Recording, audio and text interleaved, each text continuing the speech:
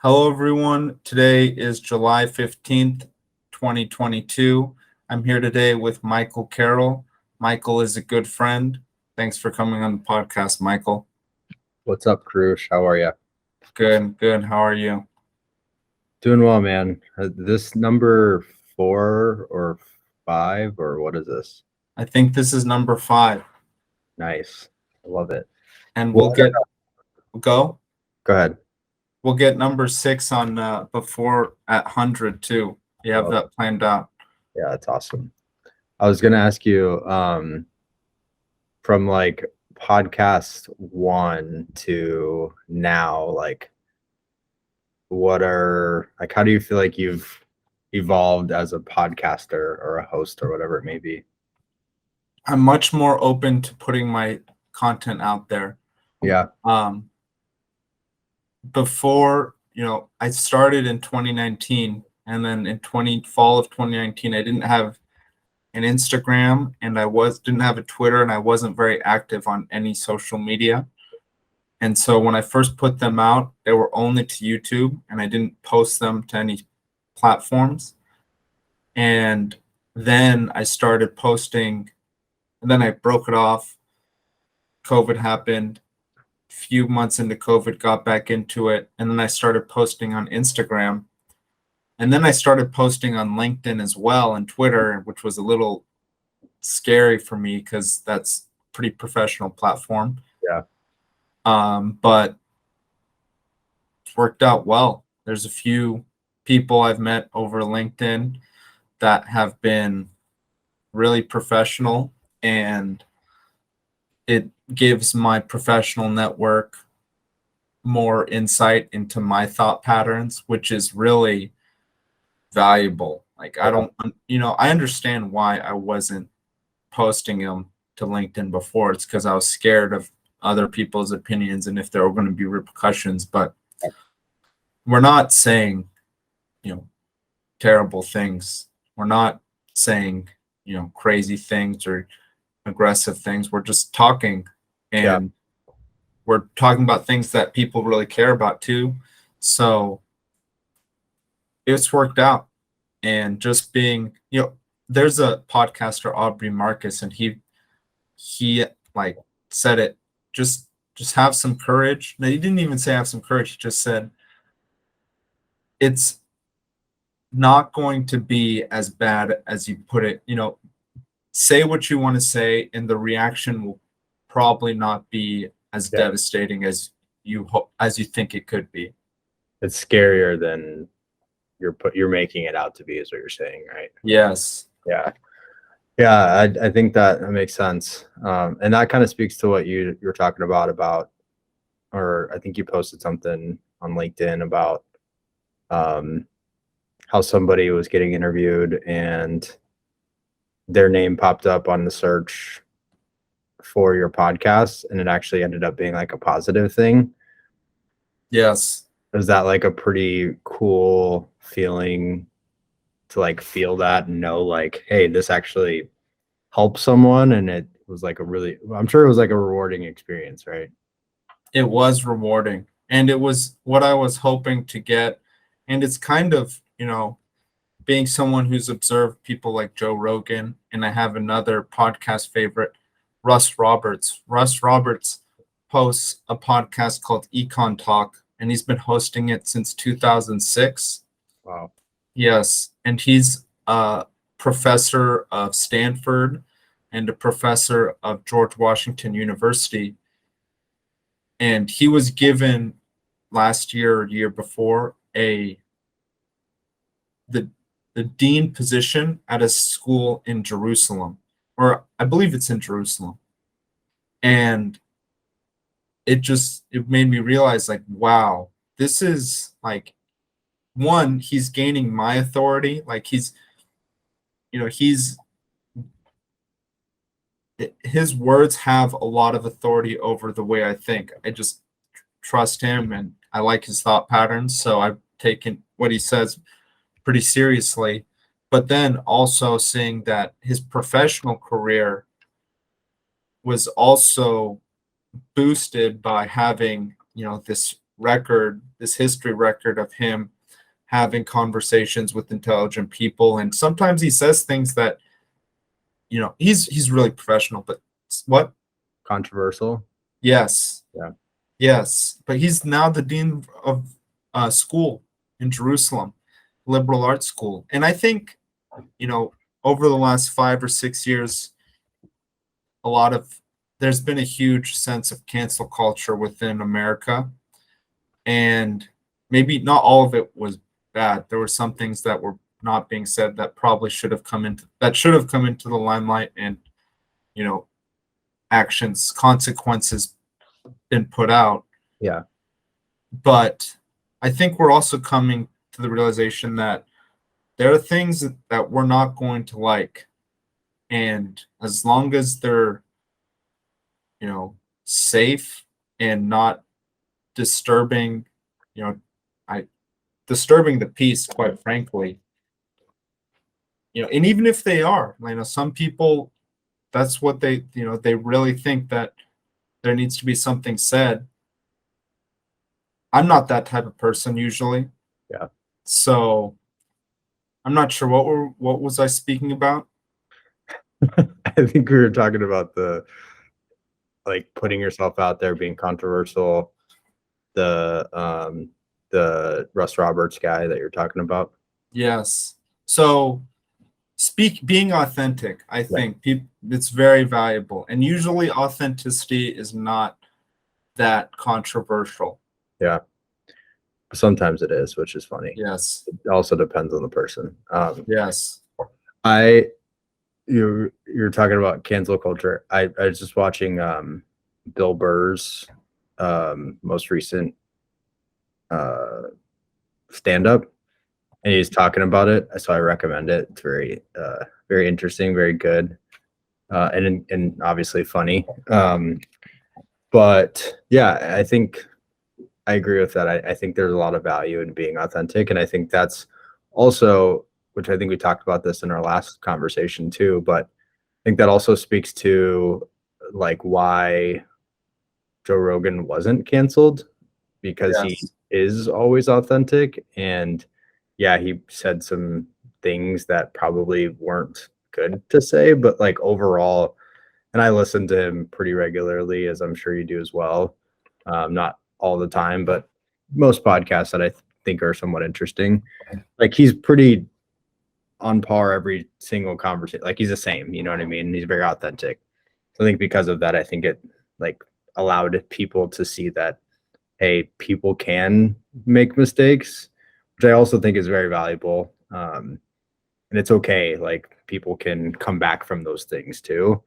And that's not who they always will be and always are.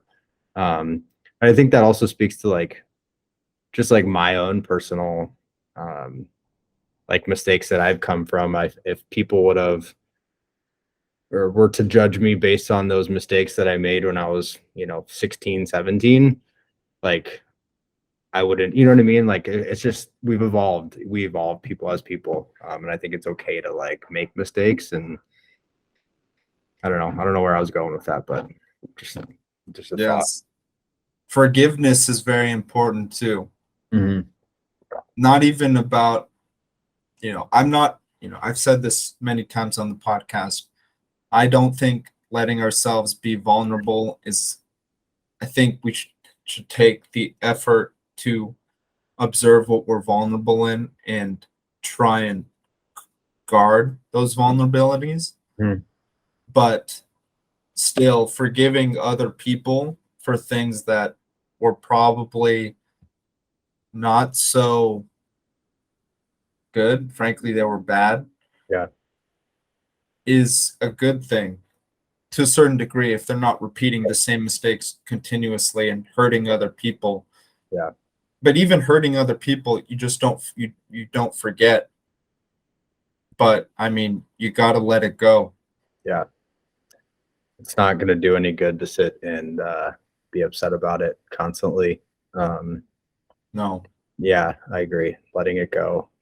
We're talking about vulnerabilities. Did you mean like being vulnerable or having vulnerabilities, if that makes any sense, because I think those are two maybe different things. I meant when we forgive someone, people might associate forgiving someone with letting someone trample all over us. That's not what it means. It means observing when they're upsetting us or other people, seeing that upsetting of us or other people is, even if it's other people, I think it upsets us too, because just like the whole like the whole aura of that area is like being thrown off.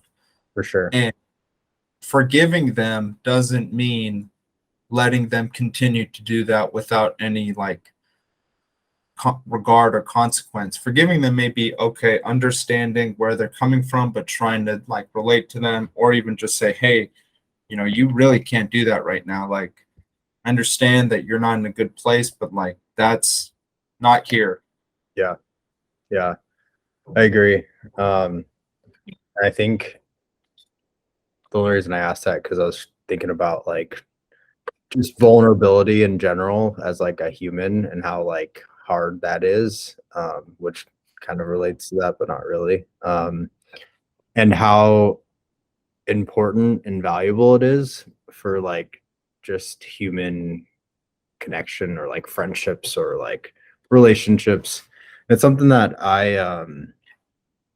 I've struggled with historically, but something I've definitely been like working on more and more. And I've found that in doing so, it's really helped evolve a lot of my like friendships and relationships with people, even including my parents. Like it's hard doing that with your parents sometimes too. A But lot of time.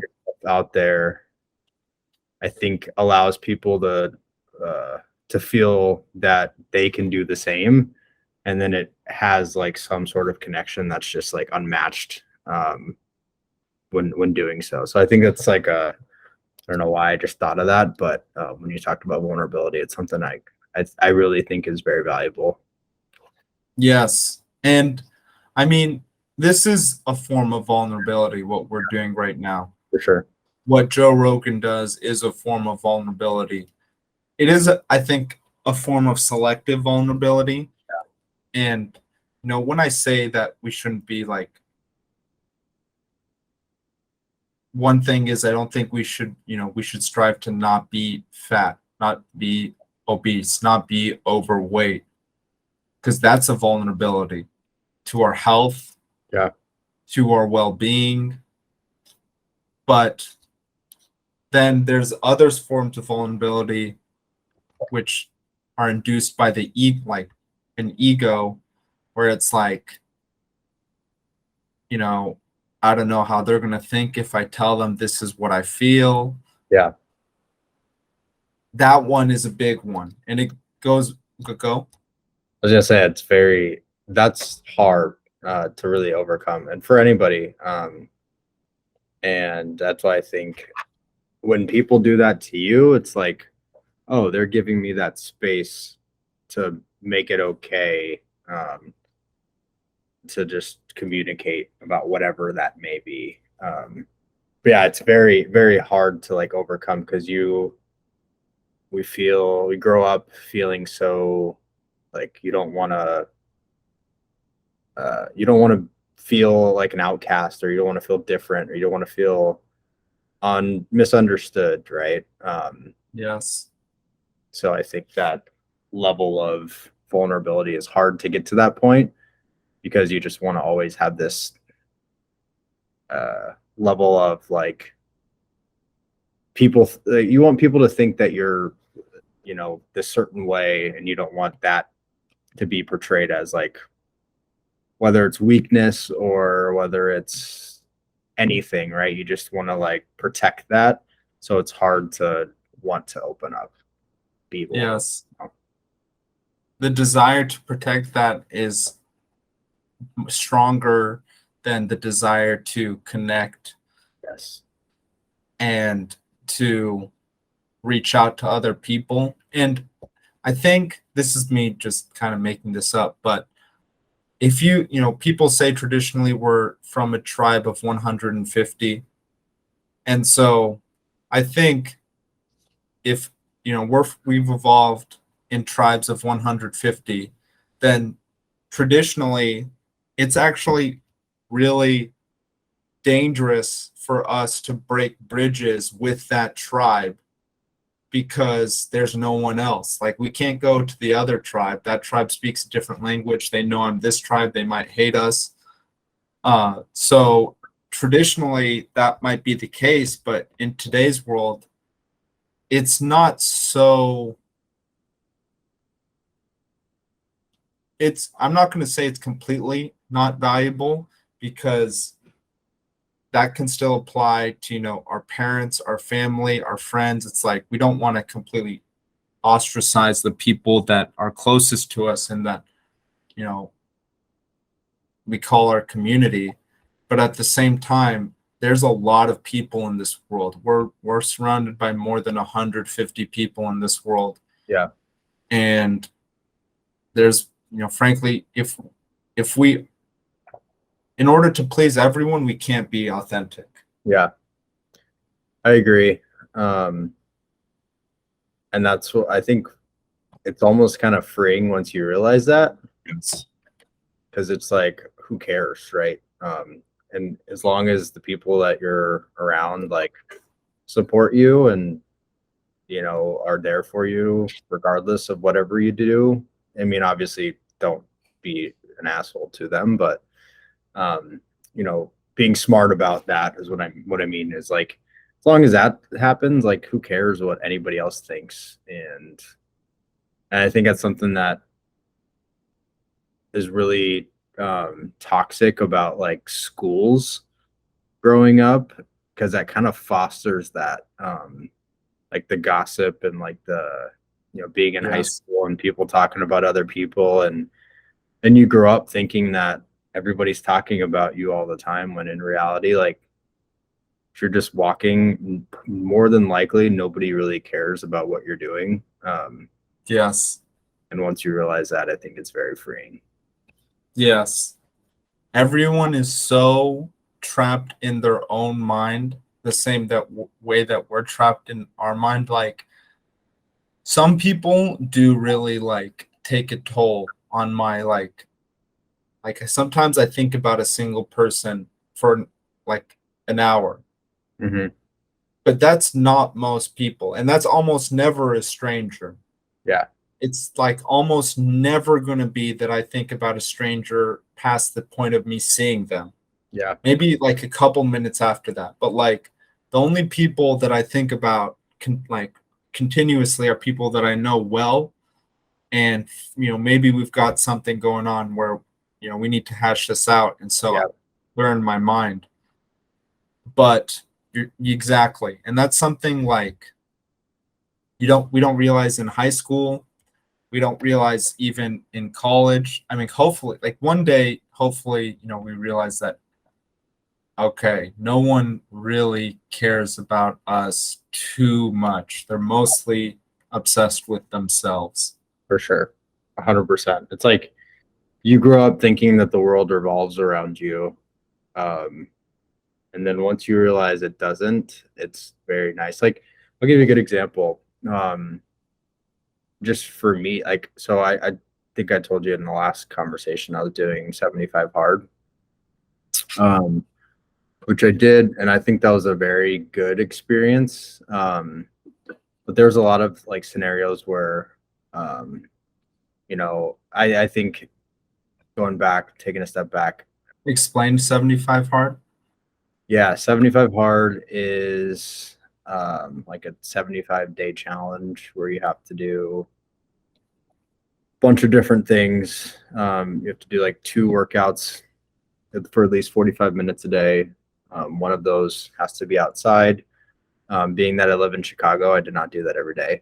Not going to lie. But I did do 2 45-minute workouts if it Nice. wasn't cold as hell. But yeah, so we did that. And then you have to do a gallon of water a day. You have to read 10 pages of a book a day. And you have to follow some sort of diet with no cheat meals. I think I got everything. Oh, you have to take a progress picture every day. So for 75 days.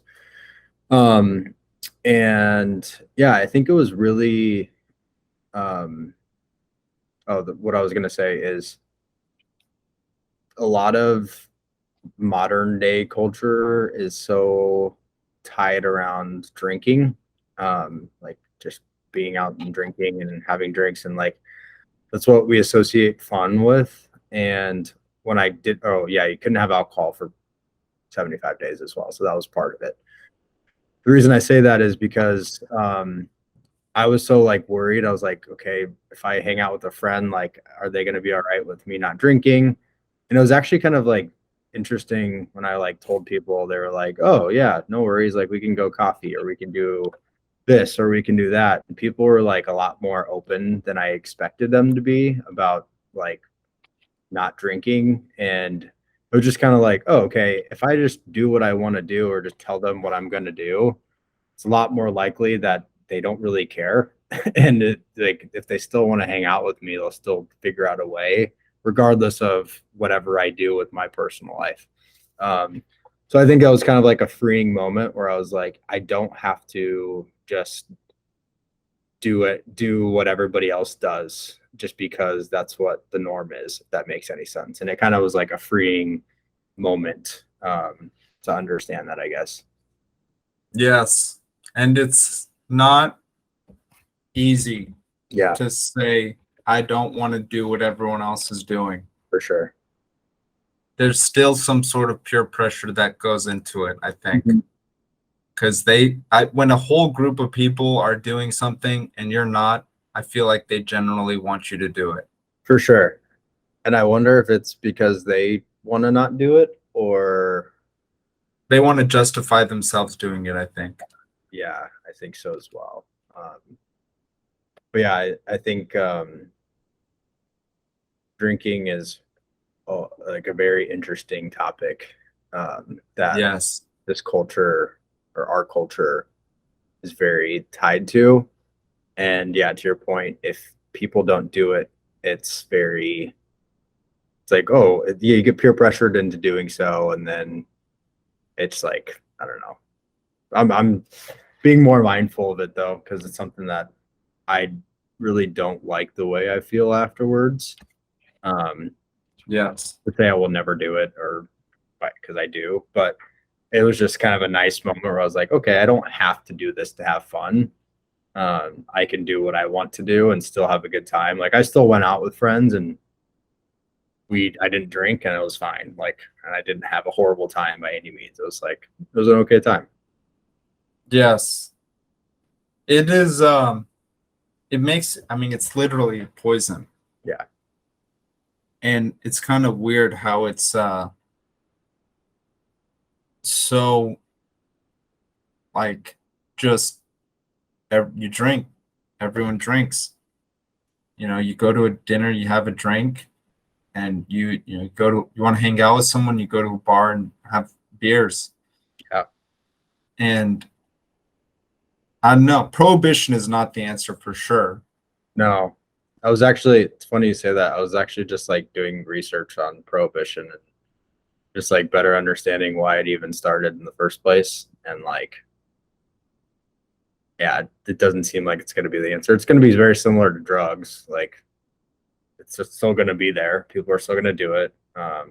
It's just going to be unregulated, and then it's going to be worse. Yes. I don't know. I don't know what the answer is either, but I just think it's like even like if you watch commercials, right?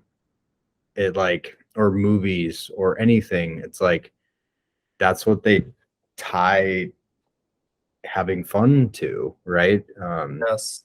You have to have this to do this or have a good time. And it's very interesting. It's very interesting. Yeah. And we'll go. I was just gonna say the first, like I had like maybe 3 beers one time. Like it was probably the week after I finished, and I could not sleep.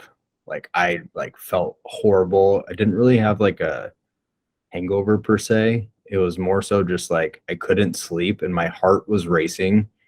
And like I could just feel I had a horrible sleep because I kept tossing and turning.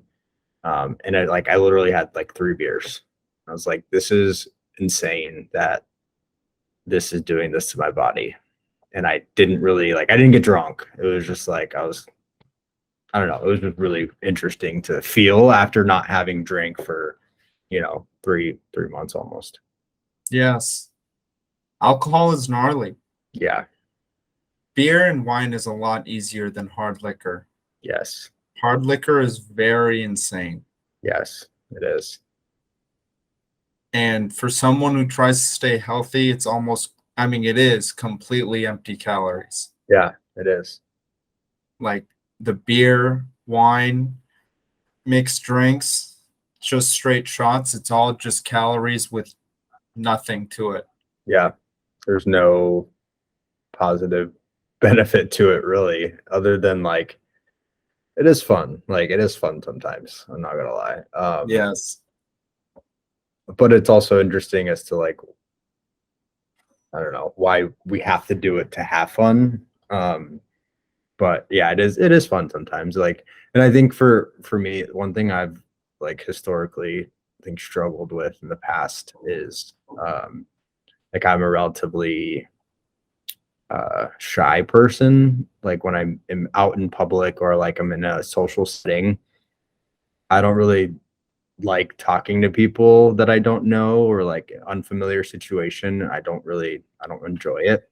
Yes. So I think I would use alcohol as it helps kind of uh ease your mind a little bit, right? And kind of make you Yes. more comfortable. But then you get to a point where it's especially when you're in college or whatever it may be, and you get you don't know how to really control yourself, and you just get way too drunk because you don't want to lose that feeling, and that's also Yes. very not healthy either. No. And college has such a bad drinking culture associated to it, and the more Terrible. the cooler you are, and it's just it just almost perpetuates the problem of alcoholism and why people are that way, and I don't know, all that stuff. I agree completely. It's college is a very interesting time. I was sick throughout all of college, and I think part of it was because I was drinking heavily and not sleeping very well the entire time. When you say sick, what do you mean? Like just sniffles, something in my throat, sore throat, you can phlegm. I don't get phlegm very often anymore, but I don't drink even close to the amount I used to. Yeah. And Yeah. we'll go. Go ahead. Just the feeling. I think, since I've really attempted to up my health, I have been successful. This is not to say that I'm the healthiest person, but since putting an effort forward, it's been successful. And one thing is I'm a lot less sick in the last 7 or 8 years than I had been. And when you're not sick, you realize how terrible being sick is. It's not normal. Dude, you're hitting that's exactly Lexi always says this to me, but I never ever get sick. If I get sick, it's very rare. And yeah, ever since I've kind of refocused and put my focus and energy into health and eating and exercise and all that stuff, I'm never sick. And it's the best feeling because I just feel so never get headaches either but I used to get headaches all the time. I used to always have sniffles. I used to always have a cough or something or get sick every couple months or something like that. But no, yeah, I can't even remember the last time I got sick. And it's weird because Lexi will get sick and I live with her and I don't get sick. Even if I'm around her, she had COVID, I was sleeping in the same bed as her and I didn't get sick. Which COVID's a little different, but still it's there's a lot of times where that's happened where she's been sick and I didn't get sick. Just weird. Yes. Have you heard that people with very different immune systems are attracted to each other? No, I haven't. It's That's interesting. supposedly a thing where two people who have different immune systems are more attracted to each other than people who have similar immune systems. And that's like, is it just like chemically, like you just know that, or you like actually identify that this person has a different immune I th- system? I You know what I mean? think it's supposed to be something like pheromone based, Got it. more subconscious than intentional. Got it. That's interesting. Yes. Interested to like do some research on finding out like what that study Yeah. shows, or If it's legitimate statement. yeah, exactly. It's very But interesting. yes, but being sick is not good No. regardless. Yeah, I think I always joke with her about like me feeling like I have like the best immune system. But I always wonder if it's like part luck or part like, or just because I do focus so heavily on exercise and drinking a gallon of water a day and all that stuff. But I don't know. I don't really know the correlation, but I think it has to, I think it's gotta play a massive role. Massive. But it's been, yeah, it's night and day of like how I feel now compared to then. And also, dude, like stretching has, like, I think we talked about this, but like the knees over toes stuff, man, like that is like completely evolved the way I feel with my hips and like the foam rolling stuff. Like I just feel like I've like so much more opened up, and like, you know, if David Goggins talks about this, like how stretching has like literally saved his life, because he's like talking about how he runs so much and he's does so many hard things and he feels like he's compressed.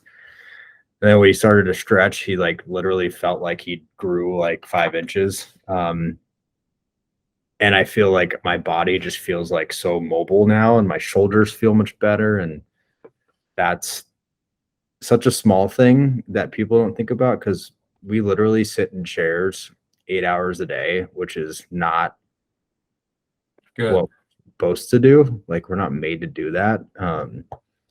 But it's such a normalized thing that I don't think people realize that you have to move your body or stretch or do something, because it's unhealthy to just sit there in a chair all day. Yes. It is. It's insane. There are a lot of older people that are very unhealthy, very out of shape. And now that we're approaching our 30s, those people are now our age. Yes. Some of them. It's like, dude, 10 years ago, you were in better shape than me. And Yeah. now you're really chunky and probably don't hit the gym at all. Yeah. I wonder where that like stems from. And like also like the inability to want to do something like that. Like, Yes. is that, I guess it's just not pushed enough, maybe growing up, or I don't know. I don't really know what the answer is, but I always wonder like how that comes to be, or how people get to that point, or if it's like the way they were raised, or I don't know. But I feel like there needs to be some sort of more education out there about the benefits to it. And I also think that the negative around, I think there's a lot of negatives around it. So I guess I can understand about like people being scared to go to the gym, because it's kind of like a scary thing and you don't want to be judged and all that stuff. And then people never go. So I understand that aspect.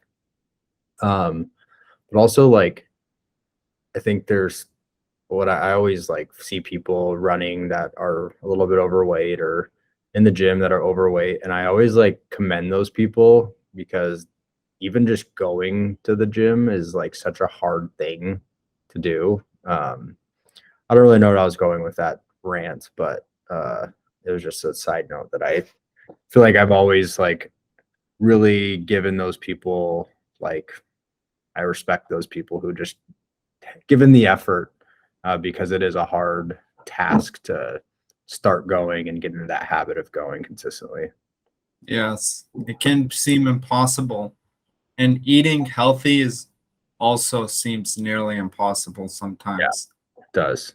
But once you realize that it's not that hard, it's just a choice that you have to make, it's so much more beneficial. Yes. How do you, so I know you, not to throw you on the spot, but I know it's something that you had like struggled with, like in high school and like obviously post college, or pre-college, was it during college or when was I would that? say after college, After right? college? A few years after. What like got you to that point of like wanting to make that switch and changing like the way your lifestyle is, all that stuff? Dude, someone called me fat. Yeah. Yeah, someone just literally looked at my stomach, pointed at it, and said, "You're fat." And I was like, damn. I was like, "You're not wrong. I Yeah. gotta go to the gym." And it wasn't the gym, it was really the diet. Like, Yeah. I mean, at the time I switched over to the slow carb diet, Tim Ferriss's, which introduced a couple of things. Time restricted feeding was one. Another one was eating beans, proteins, and vegetables, and nothing more. Which, if you do that, it's pretty much a low calorie, high protein diet. Mm-hmm. Because you're restricting a lot of BS. Exactly. Exactly. That's Yeah. what it's just, you're restricting yourself to like almost no fat in your food, except I was eating, oil and the vegetables, but Mm. like just high protein foods. And so that was one thing. And then also, I think another thing for me is like, I like being in a gym where other people are pretty in shape. Yeah.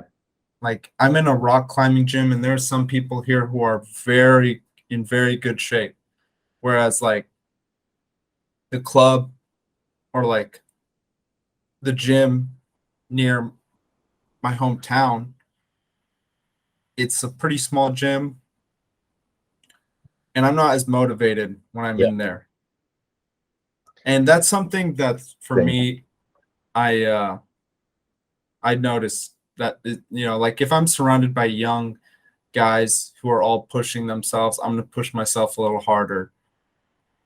But if I'm surrounded by like older people who are just kind of on the treadmill and then maybe doing some machines, I don't feel as much enthusiasm to go hard. That's interesting. I wonder where that comes from, because like I feel like I've always like, I love when there's an empty gym and there's nobody there. And I feel like I work out better when there's nobody there. I don't know why that is. Not that I don't mind when there's people in there, but I feel like when there's nobody there, I can like just go hard, and I don't really know. So I wonder where that difference is. If it's, Yes. I don't know, but that's interesting that you have that idea, because I think of it completely different. Yes. And Lane Norton, do you know who Lane Norton is? I feel like that rings a bell. He's definitely very controversial, but he pretty much says you just got to do what works for you. Yeah. It's not about keto, it's not about chicken and rice, it's not about X, Y, or Z. It's doing what's going to work best for you. That sounds, so that podcast that I sent you this morning, the Huberman one with Josh Cavalier, I think is his name. Yes. He says that same exact thing. He's like, yeah, ideally, like there is like a perfect diet or like whatever. He's like, but at the end of the day, or like perfect exercise, but at the end of the day, like you got to do something. And Like as long as it works for you, that's okay. Like same with like diet or exercise. Like if, there's spin classes, like if that is what will get you to go to the gym, then like go and do what works for you. Because that's way better than not doing anything. Yes. Yeah, I completely agree. And there's not like one size fits all. And I think that's also the scary thing about fitness is and health is there's so much information out there that it's very hard to know what the right information is. Like to your point, you were researching and figuring out the Tim Ferriss stuff and like other different methods of what works. Like I'm sure you were like trying to figure that out. And I think also the scary thing is like that takes time, right? It's not going to be like a instant, fix that I think a lot of people want. Like it's going to take 10 days. Like it's a process, and it's really just consistency. And that's really what it is. It's like commitment and consistency with diet, but also health or with working out. Like that's where you'll see results, not necessarily by doing it one time or two times or whatever it may be. It's just really consistency. And it's funny because I was at my cousin's house this past weekend, and there's a bunch of food there, and I was going pretty hard with the food because I never really go and just eat a bunch of food. So I was like eating a bunch of desserts and like I was eating a lot. And my cousin goes like, dude, how are you eating like that? And I'm like, because I never do it. So it's just like a one-time thing. It's not like I do it all the time. So my body can handle it because like, not that I didn't feel good after, but like my body can handle it because it's not something I do all the time. And like my body can process it a lot quicker. Whereas if I did it all the time, like that's my problem. That would be my problem. But anyways, I just thought it was interesting because my dad and I were both like eating like pigs, and they're like, how are you guys like in shape? And I'm like, it's not something we do all the time. It's just, something we did for the weekend because why not enjoy yourself? And actually it's kind of the nice thing because then you get to allow yourself to do things like that when you want. You don't have to restrict yourself all the time, and you can enjoy the foods that you want if you are super consistent about it. Yes. Peter Attia says, I think it matters a lot more. What you eat between Christmas and New Year's matters a lot less than what you eat between New Year's and Christmas. Yes, I like that. That's a very good it's a very good one because I always think about that too. Like I think historically I would always think about that. It's like, oh my gosh, I'm like, but now like I don't really care. Like I'm gonna give myself a break for a couple of days, and then January 1st, right back at it. Like that's as long as you're right back. And I think that's what people are so scared of with diets. I think that's one thing I learned too with eating is like I would be so afraid to eat, and then I would like have like a weekend where I'd be on vacation or something. I'd come back and I had gained like 5 or 6 pounds. I was like, oh my gosh, like I lost everything. It's literally water weight. And as long as you go right back to eating healthy and working out, like there's some vacations where I've come back like 10 pounds heavier, just literally water weight. And then I come back the next week and all that 10 pounds is gone. Like it's just like simply just water weight and going back to like your habits that you were in before. Yes. The eating habits is very important and not something that I have finally tuned down yet. Yeah, it's so hard. Especially, are you like a snacker? Do you like to snack, or No. are you like, no, I don't either.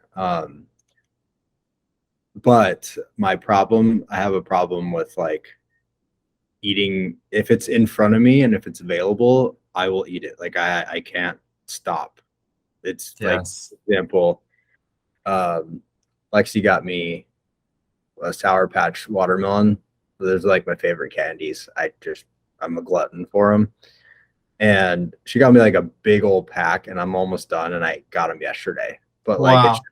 just because they're in front of me, like if I didn't have them, I wouldn't need them. I wouldn't like go out and buy them. But it's just like they're available, so I want to eat them. But Yes. also why I don't ever really buy snacks, because I know that if I have them, I will just eat constantly. Um, so I kind of like force myself not to in that way. Because if I don't have it available, I won't eat it. Like it's not like I need it. It's just like it's kind of like a comforting thing. It's like a thing that you have just to like do, and you're bored or whatever, and you just go to the fridge and you find something. Um, yeah, I don't know. That's one thing I've always struggled with, and I'm still like trying to figure out what that answer is. I know exactly what you mean. Yeah. I mean, anything that I purchase that's like really tasty but not healthy, it's like it's a lie to say you're going to save that Yeah. for whenever you're able to control yourself to eat that. It's like that's the first thing I'm eating right when I get home is that really unhealthy food that I just bought. Yes. That's exactly what I do. My dad though has this like weird thing. He can buy like a candy and just like save it for like whenever he wants. But if it's there, I'm eating it. Like there's no chance I'm gonna be able to control myself. That's really impressive by your dad. Yeah, it's been that way even before he really got into like health and fitness. Um, he's always just like bought his favorite candy is like Hershey's with almonds. And he always just like buys it, puts it in the refrigerator, and then just like takes off little nibs at times, and then we'll like put it back in the fridge and then keep doing it until it's done. And I'm like, it's like sometimes it's in there for like 2 weeks. Like, how are you doing that? Like, That's insane. yeah, Yes. That is that's I mean if it doesn't seem like it's very disciplined for him. It seems like it's pretty ingrained. yeah. It's just the thing. I don't know. I don't understand it. Yeah, there's no zero discipline on my part with that. That's also why I don't buy that stuff though. Sometimes I'll be like, you know what, I'm really craving this and I'll eat it. But it's very rare that that happens. But if I bring it home, no chance it lasts through the night. Have you read The Power of Habit? I've read Atomic Habits, but not The Power of Habit. The Power of Habit's a great book. Yeah. It's not very long.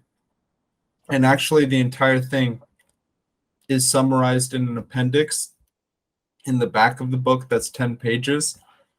And it's really good. But pretty much The Power of Habit argues that there might be a fourth part, but there's three parts: a trigger, a routine, and then a reward. Trigger, routine, reward.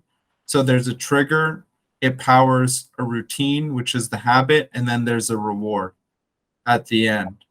So all of our habits are run in this format. Like if we have a bad habit, there's something that triggers it. Then so it's trigger. I forgot the second one. Habit. No, it was habit, but it's something. It starts with an R. But trigger, action, reward. And so, like, for example, your dad seeing a piece of chocolate in the fridge, that's the trigger. His routine, trigger, routine, reward. His routine is taking off a nibble, and then his reward is having that piece. But for you and me, it's like our trigger is seeing that piece of candy. Our routine is eating the whole thing, and our reward is that whole thing being our, reward. Yeah. So it's just like a difference in our neural pathways of like how your dad sees the reward in that candy and how we see the reward in that candy. Yeah. That is very interesting. Yeah, dude, I wish I had self-control, but I don't. But what I've been doing though, instead of like buying candy, because I still sometimes will like I eat a lot just because I burn a lot of calories, I feel like. So Yes. I'll buy like a lot of fruit, and that's like my dessert, and like I'll just crush watermelon or like pineapple or grapes or anything fruit wise, and like use that as like my dessert, which has been, I think that's been really helpful because it kind of curbs that craving for sweetness or whatever, and it's also not bad for you. No. And Ted, do you know who Ted Naiman is? No. He calls himself the P doctor, I think, protein to energy. He says that whole foods are good because they're way less calorically dense. Mm-hmm. So, like, say the difference between like a huge bowl of fruit, massive bowl of fruit, versus like a regular size piece of cake, like you're going to be eating a lot more fruit, probably getting in more water, more hydration from that fruit, and just be taking more bites than you would from that cake. But the cake is very calorically dense, so you're still, it's the same amount of calories either way. Yeah, 100%. And it makes you feel like shit. Yes. And just like the sugar rush compared to like what you get with like natural sugar, it's just different. Yeah, I don't know. I've always been fascinated by looking at it's something I do a lot like at stores, just looking at the calories or looking at the macros on everything. Yes. Which I think is super beneficial once people really understand what's in their food and like how bad it is and like or how good it is for that matter. I think that really changes your relationship with what you put in your body. Because then you're like, oh shit, like I probably shouldn't be eating this because this is a majority of my calories in like one sitting for a piece of cake that's 700 calories. Like I probably shouldn't do that, or whatever it may be. Or like to your point, I could probably use 700 calories a lot better and get a lot more protein or a lot more whatever, or healthy stuff that I can do. I know how to like calculate 700 calories by just a bowl of grapes and then like a piece of chicken. Like I know what that looks like just in my head, just because I've done it for so long. And I think that's a good thing because then you really know what you're putting in your body. I just think that's a very good thing to learn, which I don't think is taught very well at all. No. And sometimes like Tom Brady will say like eat until you're 70% full. That's not that easy. No. Like most people like to eat till they're completely stuffed, Mm-hmm. including myself. Mm-hmm. And so going into it, and Tim Ferriss's slow carb diet actually has this rule. It's like you only eat meals, no snacking, and the meals you eat, you like have to compare it to your hand. And then it's like you have to take a picture of the plate next to your hand just so that like you can see like you're not, you can have some sort of check on ourselves, because like I do it too. Like I'm cooking in the kitchen and things are getting ready as they're getting ready, I'm eating them. Yeah. And so by the end of it, like an hour passes, you've cooked all your food and it's all gone and you've eaten it all. Yeah.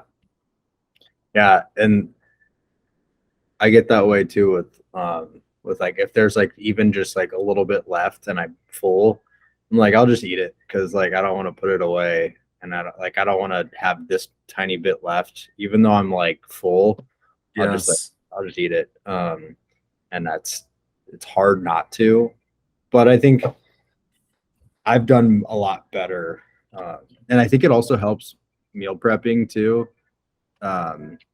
Because then you have like a specific amount of like what you set aside to eat because this is like what you plan for. and it's a lot harder to go back and make your food once it's already been made. So that's also been something I've done a lot, is just like having your meals prepped. That way you're not feeling like you don't have enough, because it's like this is portioned out, kind of planned your day out. Yeah. Dude, health and fitness matter. Yeah. Like we can't do go. I was gonna say, especially as we age, like Yes. you realize, to your point, some of the people that we grew up with, or were around in college or whatever it may be, that you see them aging compared to yourself, or like just their bodies feeling different or hurting different or whatever it may be. You're like, wow, like we are not going to be invincible forever like we once thought, and really caring about that now is super important. Oh my God. I mean, I'm really thankful for the football team, because that got me into a culture of working out, Yeah.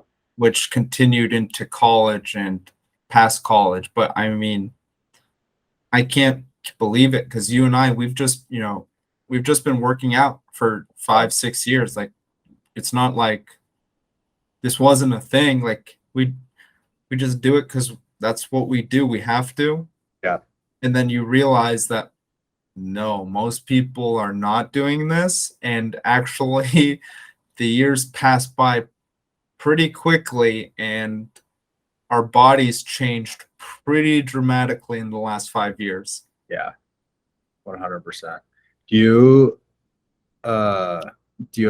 feel like you do it because you have to, or because do you actually enjoy it? Like, I always have this conversation with people, like they I ask, enjoy it. yeah, see, I do too. And I also think like doing something semi hard and forcing yourself to do it is very rewarding, one. And two, it makes all of the other, like it forces you to create your own problems that are not that, you know what I mean? Like your own stress and your own, like, and it's about your own body. Once you're doing that to yourself, like a lot of the other BS doesn't really matter, because you're creating your own problems and not worrying about other people's BS. No, it's yes. Being in, like, I don't know, probably the best example for the layman is like in a marathon. Like your mile 20 of that marathon, like that's a very intense moment. Like that's really, really intense. Mile 20 of a 26 miler. And when you stop down and sit down, everything's going to seem a lot better. Yeah. And so, like you said, you're putting yourself through that stress so that the normal everyday stuff seems like nothing. Yeah, exactly. I've been wanting to I've been trying to figure out like what the next challenge for myself is, on that same note of like marathons, like you mentioned. I don't know if marathon is the answer, but I've been wanting to do something. um I've been thinking about, like, have you heard of like I don't know, not Iron Man, because that's kind of nuts, but there's like those, I think Tough Mudder. yeah, like those kind of things. I don't really know. And I've also thought about like getting really insane, and when January hits, just getting like a coach that just helps me reach my like full potential of peak fitness. I don't know what that answer. I don't know. I'm just kind of like looking for something else, a new challenge physically. I don't know what that answer is, but I'd be interested to hear if you ever like explored what that looks like for you, or if it's just like you're content doing what you're doing, which is, there's no wrong answer. I'm just curious. I've honestly considered ultras. Really? I wouldn't even, I mean, I haven't even done a regular marathon, so I should probably Yeah. do one. But yes, I think getting a coach is a great idea, because I went to chiropractor a few years ago, and like we're pretty young. Like Mm. most people that and the chiropractor told me is like, yeah, it's nice to see like a young guy who's in decent shape, because most people I see are really old and not in shape. Yeah.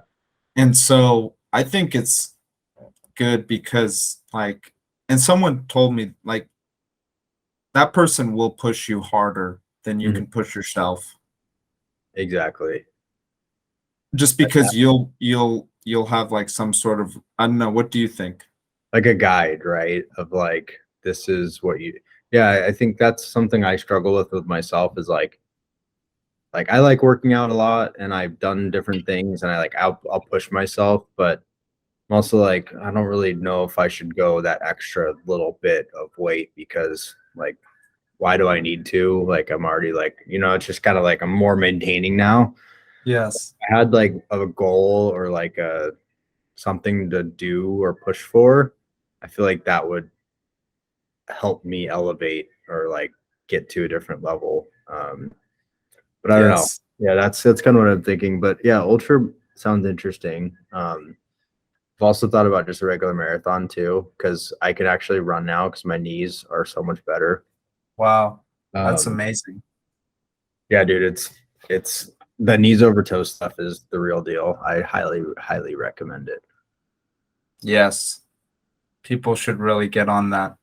Yeah, it's if anybody has knee pain, eliminates literally 100% of it. And it's all that's kind of what that podcast that I sent you was talking about is the biomechanics of the body and how if you have back pain, more than likely it's not your back that's hurting. It's like your hips that are tight or your quads that are something, or if you have knee pain, it's not your knee, it's something else because everything's interconnected and it's all about just finding the way to stretch it or make it more mobile because we do sit in chairs all the time.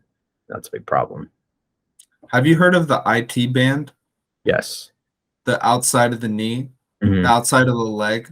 Hmm. I wear Vibrams now. Vibram 5 fingers. Oh yeah, the toe shoes. Yes, the Yeah. toe shoes are because of when I was wearing Nikes, my IT band on my right leg, I honestly thought I couldn't walk. My IT band was in so much pain. And then I switched over to these Vibrams and like I've been walking on them nearly for 4 years now. And Mhm. I actually got some ankle pain yesterday. I don't know why that was, but like that IT band issue was fixed right away. That's I've been watching a lot of videos on people talking about um, how bad shoes are, like the modern shoes are, because of how like squeezed your feet are. And how can you hear that by the way? There sounds like someone Yes. like a concert or something out there. I just started hearing it right before you said that. Yeah, 1 second. Let me just check to see if I can shut the door. Okay.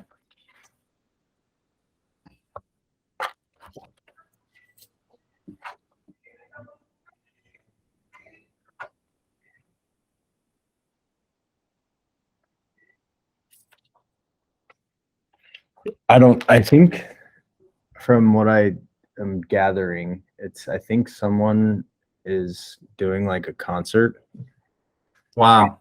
we have like a band or like a studio kind of thing, and it's like has drums and it has a microphone and it has um, a guitar and everything, and people can just play it.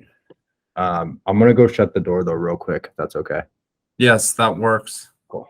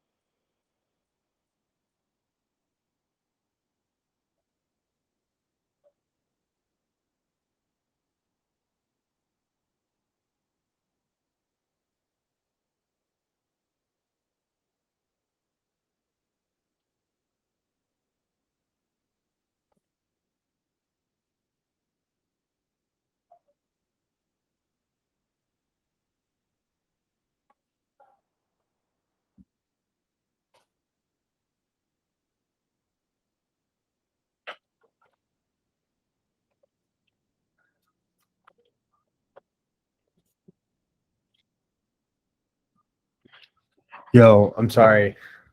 Yo, Is that slightly better? it wasn't that bad. Okay, it got like louder as I was getting closer to it. So, okay. Anyways, proceed. I apologize. It's okay. We were It's talking okay. about toe shoes though, um, And IT bands. and IT bands, and how I've seen a lot more of toe shoes being a thing. And Have I'm, you? yeah, like how bad and narrow that normal shoes are, and how it like really messes up your feet. Um, and also how like when you're lifting, being in like regular shoes, like you can't get normal traction like you can No. in shoes. You know what I mean? Because your Yes. feet can't like grab the ground like they should be able to. Yes. So I've been really interested in considering buying them. Honestly, going back to what we talked about earlier, I don't know if I can wear toe shoes. I feel like I don't know if I can get to the point of wearing them.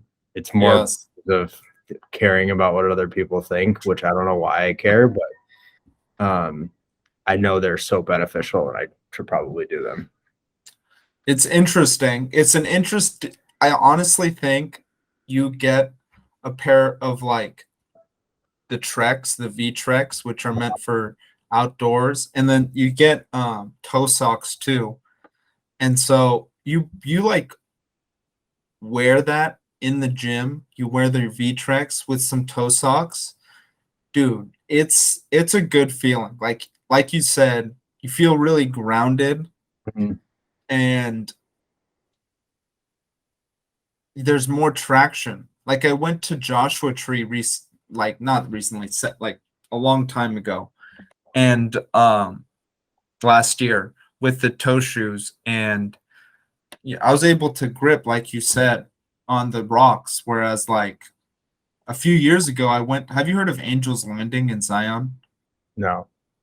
It's this very dangerous hike that requires chains to grab. It used to be open and now it's reservation only. People die on it every year, and I slipped on it, and I should have died. Honestly, yeah, you can ask Sean. Like I slipped. Luckily, I landed straight on my butt and just stopped. But like if my butt slipped, there was nothing there. And so, and that's like something like that's regular shoes. And not to say like that wasn't my fault. Like I even knew I was like, if I make this move and if I slip right here, this is going to be very bad. But I made the move and I slipped. But Dude, that's yeah, nuts. that was nuts. Yeah, I honestly should be not like that. That was like the closest near death experience I think I've actually ever faced. That sounds terrifying. It wasn't so terrifying because it was so quick and I just stopped.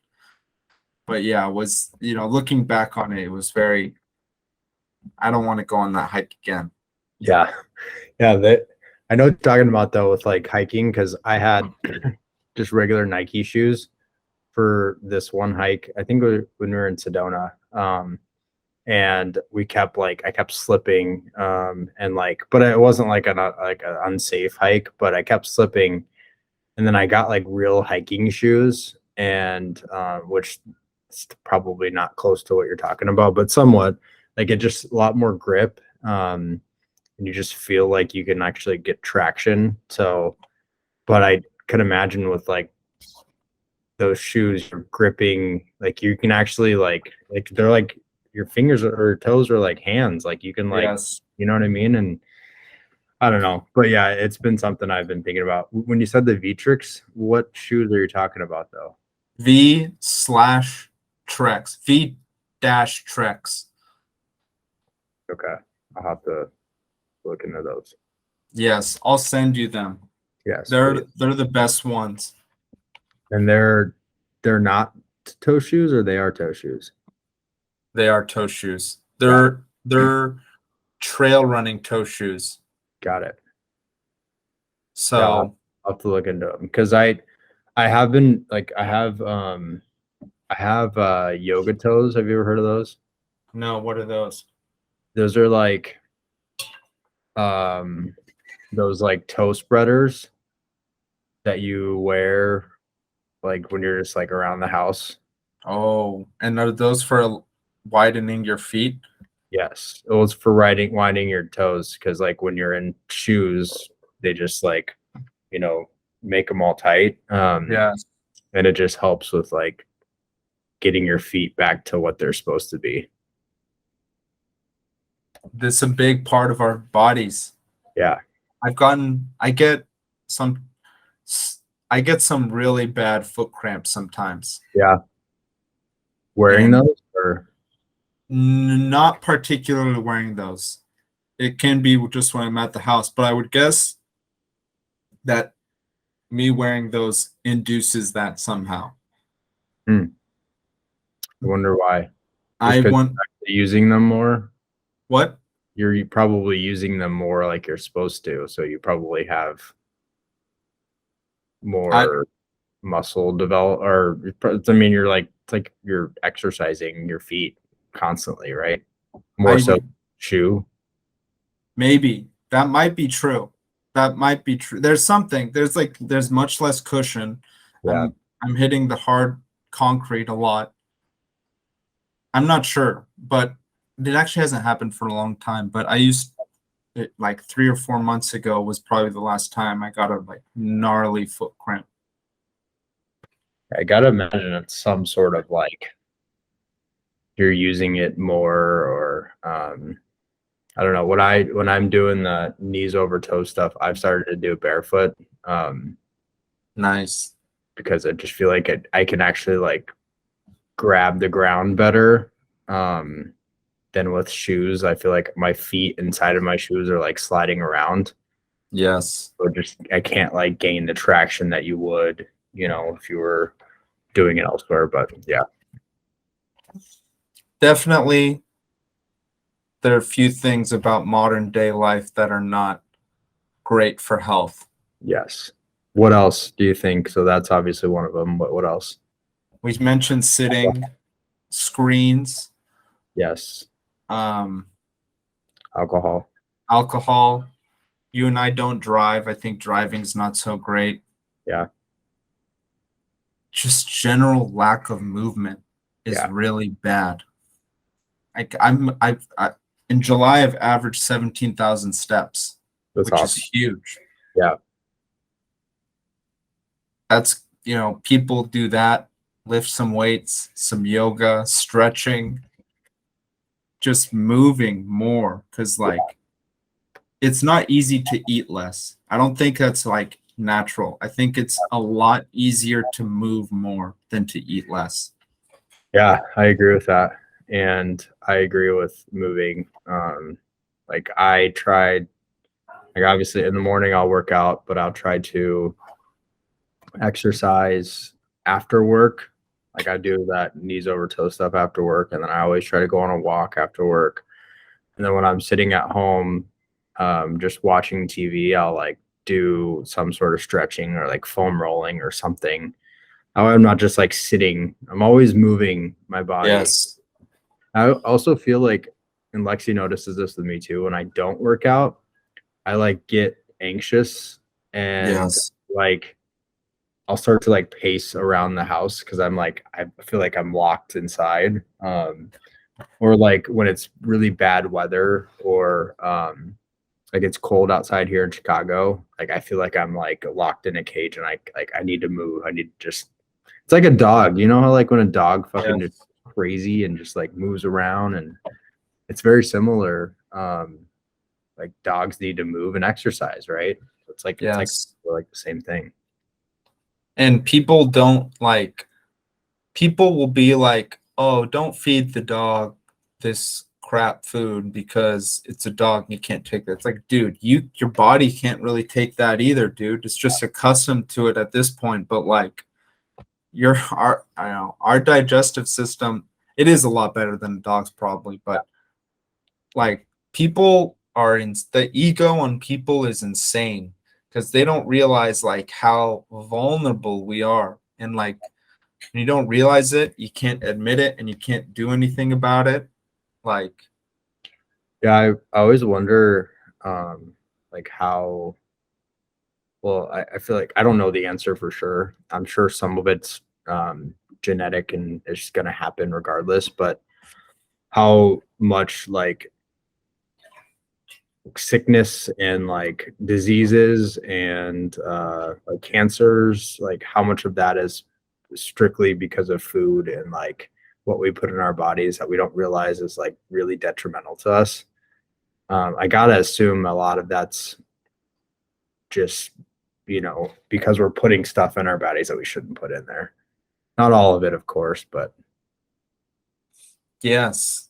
I yes. It's like, and then the pills, you eat whatever, but then it's like I don't know what to say. It's kind of backwards in the sense that we do whatever we want, do whatever we want, do whatever we want. Then we're unhealthy, and now we have to like work on, you know, just it's not preventative, it's recovery or yeah. I the pill stuff too, like it's just a band-aid. yes. And it's I don't know, I think that's I've started to like, I mean, the stuff they prescribe when at the end of the day they're not like really getting to the root of the problem Yes. is very scary. I was watching, and I'm bringing this up only because I texted it to you, but and I've never done any psychedelics or anything like that, but that psychedelic podcast or thing that it brought up, one thing that they were talking about was how um, a lot of like doctors will just prescribe medicine but not actually come to the root of the problem, whether it's depression or anxiety or really anything, and that it's just perpetuating the problem because at the end of the day they're putting a band-aid on the problem, which ultimately can be solved by doing other things and really just trying to figure out the tools to solve the problem, right? Whatever that may be. I don't know. It's strange because I don't know. Doc, yes. We definitely have to be aware Yeah. of what we're being prescribed Yeah. and not just, I mean, the information's out there and second referrals are out there. And I'm personally against over prescribing, over diagnosing, a lot. It seems to me a lot of procedures that are done nowadays are not really, they actually do more harm than good. I've heard, I feel like I've started to hear more about that. Like even like surgeries that, like you said, don't need to be done, or they just almost make it worse. And they do it for, financial reasons or whatever the answer may be. But yeah, like even like the orthopedic doctors fixing shoulder problems when at the end of the day, if people just stretched or did whatever, like that would probably fix it. Yes. And it's like small things like that that just, like you said, makes it worse. And then it's just it's a cycle of just bad habits. And I don't know. I think the crazy thing to you and me is that like most people would rather get the surgery than put in the work to stretch out their shoulder. Sure. And 100%. that's like when you actually realize how crazy, like I understand, I can relate because at one point I feel like I may have been on that boat where I was like, all right, Yeah. I'm just gonna get surgery. I'm not gonna do that. For sure. But now it just seems like literally crazy to me. Yeah. And also like, and I feel like I'm like the number one salesman for knees over toes guy. But like when you have some sort of ailment or pain or something, and then you fix it yourself, like it's one of the most rewarding experiences, because it's almost like like it's like you're fixing a problem that you didn't ever feel like you could solve, and then you like get Yes. a lot more confidence. You're like, wow, if I can fix that, what else can I fix, or what other things can I heal or solve, or whatever it may be. And then it gives you kind of that energy to like want to fix more things and like heal a lot of your stuff yourself. I don't know. Yeah, I think it's a really cool thing. It is. And things that you thought could never change do change for the better. Yeah, and it gives you a level of confidence in yourself. Just that, hey, you know what? And I think that's also a part of like exercising that is really a cool thing, because a lot of times in like life, you really can't control what happens. Things are just going to happen, the way they Yes. are. But you can control the way your body is by simply just putting an effort and doing something about it, whether it's, cardio or whatever. Like you can literally change the way your body is by just simply moving it. And that's a really cool and rewarding thing to like see the transformation. Like you said, like when I'm sure for you, it felt very rewarding to lose the weight that you lost, right? Yes. And like I had an experience where I lost weight as well, and it was like it gives you like this renewed sense of like, wow, I can actually do this, and it's really cool to see your transformation. And then it kind of gives you a renewed sense of life, and I don't know, I think it's a really rewarding thing. My guest today has been Michael Carroll. Thanks for coming on the podcast, Michael. Thanks, Karush.